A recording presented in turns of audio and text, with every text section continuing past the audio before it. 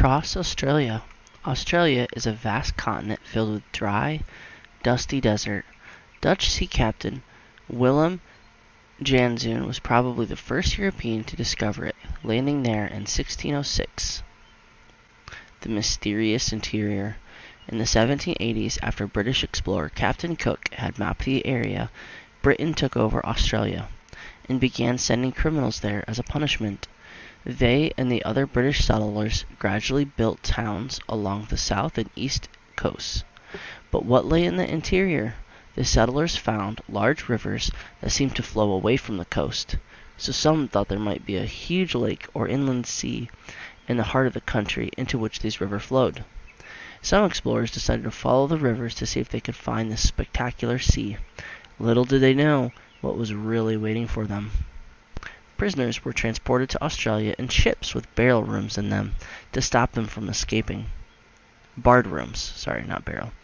This photo of the Australian deserts show the kind of landscape explorers such as Burke and Stewart trekked through. Right here. These are the barred rooms. Outback Adventure Number 1, Sweltering Sturt. In 1828, British Army officer Charles Sturt set off to look for the mysterious giant lake. He tried sailing along various rivers, but they always led to other larger rivers and then back to the sea. Lady Stewart arranged a new expedition to find Australia's central point. In 1844, he set out from the town of Adelaide with 15 men into the dry interior or outback. They soon found out just how inhospitable it was. His men suffered terrible sunburn, heat stroke, and scurvy. Food and water shortages made every step exhausting. But Sturt pressed on. He found water at a creek which he named Cooper's Creek, and a barren wilderness known as Sturt's Stony Desert. He almost reached the central point of Australia, but heat and hunger forced him to turn back 240 kilometers, or 150 miles, from his goal. A year and 5 months after setting out, the team finally made it back to Adelaide, and Sturt received a hero's welcome. Sturt's friend and second-in-command, James Poole, died from scurvy during the trip. Outback ordeal. Here are just some of the horrors that faced Sturt and his men. Lack of fruit and vegetables gave them scurry. Black blotches covered their skin and their gums rotted away. Their fingernails cracked and crumbled. The heat made lead fall right out of pencils. It was so hot their thermometers exploded. For a while, Sturt went blind from exhaustion. Outback Adventure 2, All the Way Across. In 1859, Australia's government offered a prize to the first explorer to cross the continent from the south to the north to find a route for a telegraph cable and return alive. 2 teams took up the challenge. One was led by Irish policeman Robert Burke and his assistant William Wills. Their rival was a Scottish farmer and map maker, John McDougall Stewart. The race begins. Stewart's team nearly reached the north coast on 2 separate trips, in 1860 and 1861. But thick thorn bushes forced them to turn back.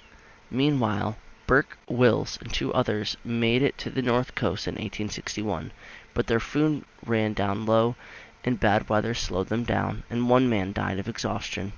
When they arrived at their base camp at Cooper's Creek, their support team had already given up and left.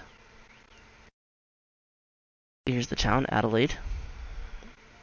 And you can see the different routes people went. So this is Sturt Stony Desert that we talked about right here. This is Cooper's Creek.